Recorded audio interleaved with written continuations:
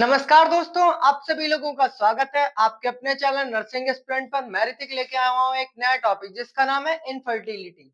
आज हम बात करेंगे इनफर्टिलिटी के बारे में। ये जो इनफर्टिलिटी है क्या? फर्टिलिटी नाम सुना होगा, बांझपन सुना हो तो बोलते हैं बांझपन हो गया, वो महिला बांझपन हो गई। तो इनफर्टिलिटी क्या हो? 1 साल के अंदर अनप्रोटेक्टेड सेक्स किया तब भी प्रेगनेंसी कंसीव नहीं हुई। 1 साल तक क्या किया? अनप्रोटेक्टेड सेक्स किया तब भी प्रेगनेंसी कंसीव नहीं हुई, तो उसको क्या बोलते हैं? इनफर्टिलिटी। इसको क्या बोल सकते हैं? Infertility is a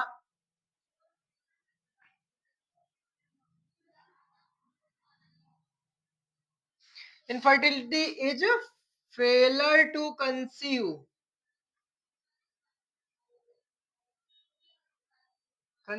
after 1 year unprotected sex.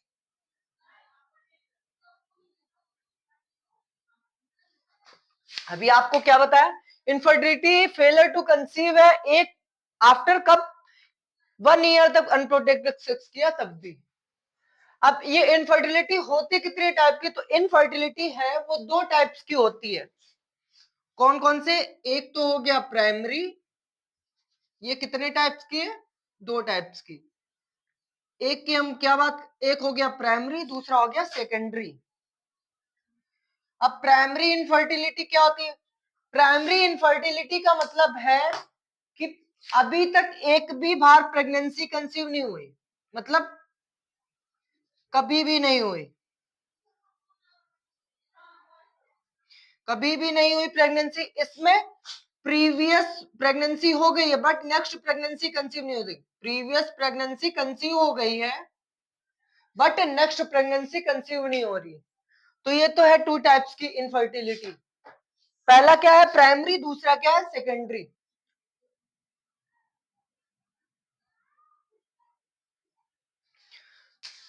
इसके कॉजेस की बात करते हैं। अच्छा, इनफर्टिलिटी किस वजह से नहीं हो रही? जो इसका मेन कॉज है वो है हार्मोनल इम्बैलेंस।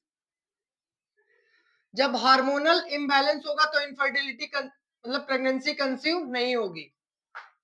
हार्मोनल इम्बैलेंस हो गया, या हार्मोनल इम्बैलेंस में क्या होता है? एफएसएच का लेवल गिर गया, एस्ट्रोजन प्रोजेस्टेरोन किसी का भी हो सकता है, या पीसीओडी है। पीसीओडी का मतलब समझते हो? Polycystic ovarian disease. क्या बोलते हैं इसको? Polycystic ovarian disease.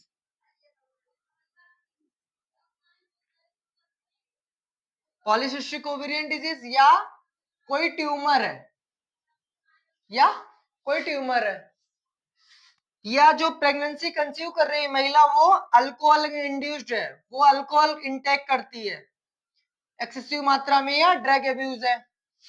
Drug abuse मतलब बहुत ज्यादा ड्रग्स लेती है, इस वजह से प्रेगनेंसी कंसीव नहीं हो रही है। या महिला को स्ट्रेस से ज्यादा रहता है, या तो एंजाइटी है।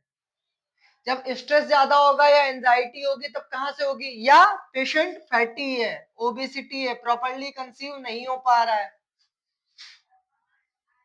अब क्या है? या उसको टीएसएच की प्रॉब्लम है, मतलब थायराइड स्टिमुलेशन हार्मोन की। तो क्या थायराइड फंक्शन टेस्ट में इश्यू है? कोई थायराइड फंक्शन टेस्ट में कोई इश्यू है? थायराइड प्रॉब्लम हो सकती है, थायराइड फंक्शन प्रॉब्लम हो गई, थायराइड की इश्यू है। या उसको महिला को पीआईडी भी हो सकता है, पैल्विक इंफ्लेमेटरी डिजीज। अगर पैल्विक इंफ्लेमेटरी डिजीज है तभी भी कंसीव करने में प्रॉब्लम हो सकती है। या इंडोमेट्रोसिस, आपको पिछली कंडीशन में पढ़ाया था हमने, इंडोमेट्रोसिस मेंस्ट्रुएशन प्रॉब्लम हो गई। या ट्यूबल डिसफंक्शन हो गया। ट्यूबल डिसफंक्शन का मतलब समझते हो आप लोग? ट्यूबल डिसफंक्शन का मतलब होता है जो फैलोपियन ट्यूब्स है वो डिसफंक्शन है या ब्लॉकेज है। हमारे कॉजेस क्या क्या है? पहला तो हो गया हार्मोनल इम्बैलेंस है। हार्मोनल इम्बैलेंस में एस्ट्रोजन हो गया, प्रोजेस्टेरोन हो गया, या एफएसएच हो गया, या एलएच हो गया, ल्यूटिनाइजिंग हार्मोन। पीसीओडी प्रॉब्लम है। पीसीओडी पॉलीसिस्टिक ओवेरियन डिजीज है या कोई ट्यूमर है जिसकी वजह से प्रेगनेंसी कंसीव करने में दिक्कत हो सकती है।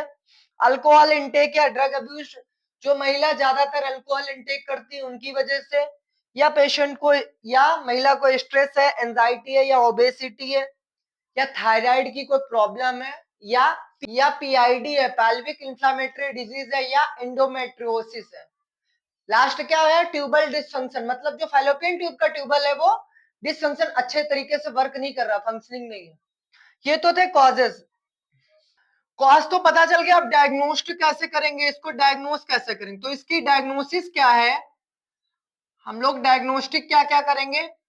सबसे पहले जो हम लोग सभी में करते हैं डायग्नोस्टिक, क्या क्या करेंगे, सबसे पहले तो उसकी मेडिकल हिस्ट्री लेंगे, उसकी फैमिली में मेडिकल हिस्ट्री में क्या क्या है, उसकी जो मेडिकल फैमिली की हिस्ट्री है, मेडिकल हिस्ट्री हो गई। फिर उसका हिस्ट्री कलेक्शन करें, फिजिकल एग्जामिनेशन करेंगे। जब उसका फिजिकल एग्जामिनेशन करेंगे तो पता चल जाएगा कि उसको कोई फिजिकल इश्यू तो नहीं है। देन फिर उसकी पैल्विक एग्जामिनेशन करेंगे, पैल्विक एग्जामिनेशन हो गया भाई, क्या हो गया, पैल्विक एग्जामिनेशन भी हो गया। अब पैल्विक एग्जामिनेशन भी कर लिया, अब क्या करेंगे और क्या करवाएंगे, इसका हार्मोनल टेस्ट करवाएंगे। हार्मोनल टेस्ट में मैंने आपको जो पहले हार्मोन्स बताए थे उनका टेस्ट होगा, हार्मोनल टेस्ट करवा लिया। आप क्या करवाएंगे, हमने बोला था थायराइड की वजह से भी हो सकता, तो उसका थायराइड फंक्शन टेस्ट करवाएंगे। क्या करवाएंगे, थायराइड फंक्शन टेस्ट करवाएंगे। थायराइड फंक्शन टेस्ट करवाया, अब क्या करवाए, एक हम लोग क्या करते हैं, लैप्रोस्कोपी भी करवाएंगे। लैप्रोस्कोपी क्यों करवाएंगे, लैप्रोस्कोपी इस वजह से करवाएंगे कि देखते हैं क्या लैप्रोस्कोपी के थ्रू क्या क्या, जो इसका यूट्रस वाला पोर्शन है, फैलोपियन ट्यूब्स का पोर्शन है, यूथ्रा वाला है, जो भी ऑल ओवर द पोर्शन है उसको हम विजुलाइज कर सकते हैं, अगर कोई डिसफंक्शन तो नहीं है या कोई टिश्यू डैमेज वगैरह कुछ भी तो नहीं है, ब्लॉकेज है तो उसकी वजह से। नेक्स्ट क्या करवाएंगे, बायोप्सी करवाएंगे। बायोप्सी क्यों करवाएंगे, तो अंदर से टिश्यू लिया जाएगा यूट्रस से, जिसको विजुलाइज किया जाएगा, उसकी रिपोर्ट आएगी, देन पता चलेगा प्रेगनेंसी कंसीव कर सकती है या नहीं। सीटी करवाएंगे, एमआरआई करवाएंगे, ठीक। सीटी मतलब कंप्यूटर टोमोग्राफी, हमारा मतलब मैग्नेटिक रेजोनेंस इमेजिंग, ठीक है। क्या क्या करवाएंगे डायग्नोस्टिक में, मेडिकल हिस्ट्री उसकी कलेक्ट की, फिजिकल एग्जामिनेशन करवाया, उसका पैल्विक एग्जामिनेशन करवाया, हार्मोनल टेस्ट में कौन कौन से करवा सकते हैं, एफएसएच हो गया, एलएच हो गया, एस्ट्रोजन हो गया, प्रोजेस्टेरोन हो गया, सारे करवा लेंगे, ठीक है।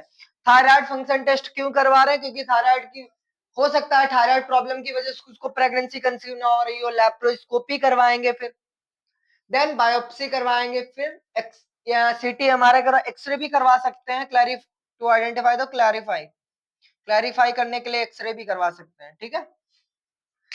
ये तो था डायग्नोस्टिक। अब हमने डायग्नोस्टिक भी देख लिया, अब क्या देखते हैं, इसका मैनेजमेंट किन तरीकों से मैनेज किया जा सकता है। तो जब मैनेजमेंट की हम बात करेंगे, सबसे पहले क्या हो रही है इसमें, डिजीज किस बात की पढ़ रहे हैं, इनफर्टिलिटी की। जब मैनेजमेंट की बात करते हैं तो इनफर्टिलिटी में सबसे पहले हम लोग क्या मैनेज किस चीज से करेंगे, तो इसके लिए जो फर्टिलिटी ड्रग्स है या हार्मोनल ड्रग्स है, तो हम क्या देंगे, फर्टिलिटी ड्रग्स देंगे। अब फर्टिलिटी ड्रग्स में क्या क्या देंगे, कौन कौन से ड्रग्स आ सकते हैं, क्लोमिप्रिन, क्लोमिफिन, सिट्रेट, ये क्लोमिफिन से। फिर क्या दे, फिर इसमें कौन कौन सा हार्मोन बोला आपको, एफएसएस दे सकते हैं, एफएसएस देंगे। इसकी जो टैबलेट फॉर्म्स आती है, एफएसएस का तो इंजेक्शन आता है, जीएनआरएस देंगे, गोनाडोट्रोपिन रिलीजिंग हार्मोन। और क्या देंगे, जो क्लोमिप्री सिट्रेट है, क्लोमिफिन सिट्रेट जो देते हैं वो किस लिए देते हैं, to restore the pregnancy, to restore pregnancy, pregnancy को रिस्टोर करने के लिए, या जो हमारी फर्टाइल होना है, एग फर्टाइल होगा उसके लिए देते हैं। एफएसएच क्यों देते हैं, जो एफएसएच देते हैं किस लिए देते हैं, मेच्योर एग को रिस्टोर करने के लिए। उसको किस लिए देंगे, जो इमेच्योर एग था उसको मेच्योर करने के लिए मेच्योर एग के लिए देंगे। गोनाडोट्रोपिन रिलीजिंग हार्मोन जो देंगे, वो जो मंथली मेंस्ट्रुएशन जब नहीं हो पाता, प्रॉपरली मेंस्ट्रुएशन जब नहीं हो पाता, तो उसको उसके लिए देते हैं, प्रॉपरली मेंस्ट्रुएशन कराने के लिए देंगे। जो ब्रोमोक्रिप्टिन है, जो ब्रोमोक्रिप्टिन ये टैबलेट फॉर्म भी आती है, इसको जो किस लिए देते हैं ब्रोमोक्रिप्टिन? प्रोलैक्टिन को मेंटेनेंस करने के लिए। जो प्रोलैक्टिन एंजाइम है उसको क्या करेगा? ये प्रोलैक्टिन हार्मोन्स को मेंटेन करेगा, इसको प्रोलैक्टिन हार्मोन को मेंटेन करने के लिए देते हैं। क्लोमिफेन सिट्रेट किस लिए देते हैं? प्रेगनेंसी को रिस्टोर करने के लिए। एफएसएच क्यों देते हैं? मैच्योर एग बनाने के लिए। जीएनआरएच का जो काम है वो मंथली मेंस्ट्रुएशन, कुछ कुछ कंडीशंस में क्या होता है मंथली मेंस्ट्रुएशन होता ही नहीं है, तो उसको मंथली मेंस्ट्रुएशन करवाने के लिए देते हैं। ब्रोमोक्रिप्टिन किस लिए देते हैं? प्रोलैक्टिन, जो प्रोलैक्टिन हार्मोन है उसको मेंटेन करने के लिए। तो इसकी जो सर्जरी की बात करते हैं तो इसमें सर्जरी कौन कौन सी सर्जरी को परफॉर्म करेंगे? अब सेकंड मैनेजमेंट की क्या बात करते हैं? सर्जरी। तो सर्जरी में सबसे पहले हम लोग क्या करेंगे? Tissue removal. टिश्यू रिमूवल क्या? अगर हो सकता है ब्लॉकेज हो, टिश्यू की ग्रोथ ज्यादा हो, जब टिश्यू की ग्रोथ ज्यादा होगी तो टिश्यू रिमूव किया जाएगा, सर्जिकली उसको टिश्यू को रिमूव करेंगे जिससे प्रेगनेंसी कंसीव हो पाए। ये सर्जरी परफॉर्म करेंगे टिश्यू को रिमूव करने के लिए। अब कब करते हैं टिश्यू रिमूवल? हम तब करते हैं जब क्या हुआ? एक्सेस ग्रोथ हो गई। हो सकता है फैलोपियन ट्यूब में एक्सेस ग्रोथ हो गई हो। जब एक्सेस ग्रोथ हो जाएगी तो उसको क्या करेंगे? सर्जिकली हम लोग रिमूव करेंगे। देन किस लिए रिमूव करेंगे? कि प्रेगनेंसी कंसीव हो पाए। देन दूसरी हम लोग इसमें क्या सर्जरी कर सकते हैं? एक ट्यूबल सर्जरी कर सकते हैं। हो सकता है ट्यूबल ब्लॉकेज की वजह से भी हो सकता है, तो इसको सर्जिकली ट्यूबल सर्जरी करेंगे। क्या? ट्यूब से ट्यूबल के थ्रू, लैप्रोस्कोपी के थ्रू सर्जरी कर देंगे। लैप्रोस्कोपी में पहले विजुअलाइजेशन करेंगे, देन जब विजुअलाइजेशन हो जाएगा, क्लैरिफाई हो जाएगा, तो हम वहां पे कट लगा के ट्यूबल को सर्जरी कर सकते हैं। ये तो मैनेजमेंट की हमने क्या देखी? फर्टिलिटी ड्रग्स के थ्रू कैसे ट्रीट कर सकते हैं, दूसरा सर्जरी के थ्रू। अब तीसरी बात हम बताते हैं आपको, असिस्टेड रिप्रोडक्टिव टेक्नोलॉजी जो हमारे यहाँ चल रही है आजकल, इंडिया में भी फेमस है। मैनेजमेंट की हम लोग बात करते हैं क्या?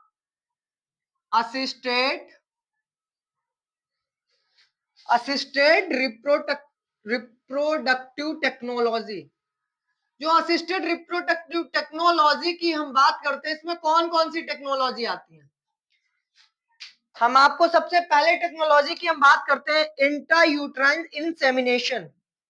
इंट्रा यूटेराइन इंसेमिनेशन, एक तो ये हो गई। दूसरा नाम सुना है आईवीएफ का? बहुत ज्यादा नाम सुना होगा, एडवर्टाइजमेंट देखा होगा। आईवीएफ मतलब in vitro fertilisation. In vitro fertilisation,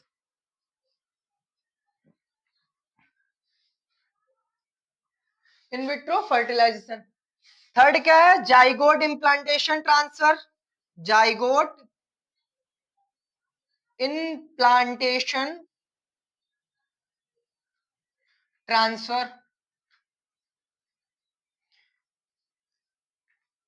then क्या नेक्स्ट? Gamete implantation transfer. अब जो इंट्रायूट्राइन इंसेमिनेशन आ सकता है, आईवीएफ आ सकता है, जाइगोट इंट्राफैलोपियन ट्रांसफर आ सकता है, और गैमेट इम्प्लांटेशन ट्रांसफर आता है। जो इंट्रायूट्राइन इंसेमिनेशन क्या होता है? इसमें यूट्रस में या किसी भी ट्यूब के थ्रू जो हमारा स्पर्म वाला पोर्शन है उसको इंसर्ट करते हैं यूट्रस में, उसको बोलते हैं इंट्रायूट्राइन इंसेमिनेशन। आईवीएफ में क्या करते हैं? जो फीमेल का एग होता है वो रिलीज हो जाता है लैब में, उसको स्पर्म के थ्रू क्या बनाते हैं? फर्टाइल करके फिर उसको इंसर्ट कर देते हैं यूट्रस में दोबारा से।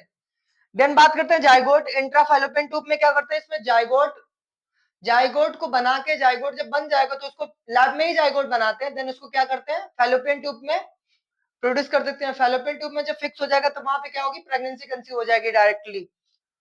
तो कैचअप कर लेगा जब, तो फिर प्रेगनेंसी कंसीव हो जाएगी, स्टार्ट हो जाएगा। गैमिट इम्प्लांटेशन ट्रांसफर में क्या करते हैं? गैमिट्स बनाकर इम्प्लांट करते हैं, किसमें? फैलोपियन ट्यूब में भी इम्प्लांट कर देते हैं, कभी कभी यूट्रस में भी कर सकते हैं, या इंट्रा फैलोपियन भी इसको कर सकते हैं, या इम्प्लांटेशन बोल सकते हैं। ऑलरेडी दोनों चीज बोल सकते हैं, इंट्रा फैलोपियन ट्रांसफर या इम्प्लांटेशन। ठीक है, ये तो था मैनेजमेंट इसका असिस्टेड रिप्रोडक्टिव। पहले मैनेजमेंट में क्या क्या पढ़ा? फर्टिलिटी ड्रग्स पढ़े। सेकंड में क्या पढ़ा? टिश्यू रिमूवल पढ़ा। थर्ड में क्या पढ़ा? Assisted reproductive technology. I hope video समझ में आया होगा। वीडियो कैसा लगा कमेंट करिएगा, अपने दोस्तों के साथ ज्यादा से ज्यादा शेयर करिएगा। मिलते हैं नेक्स्ट वीडियो में, धन्यवाद।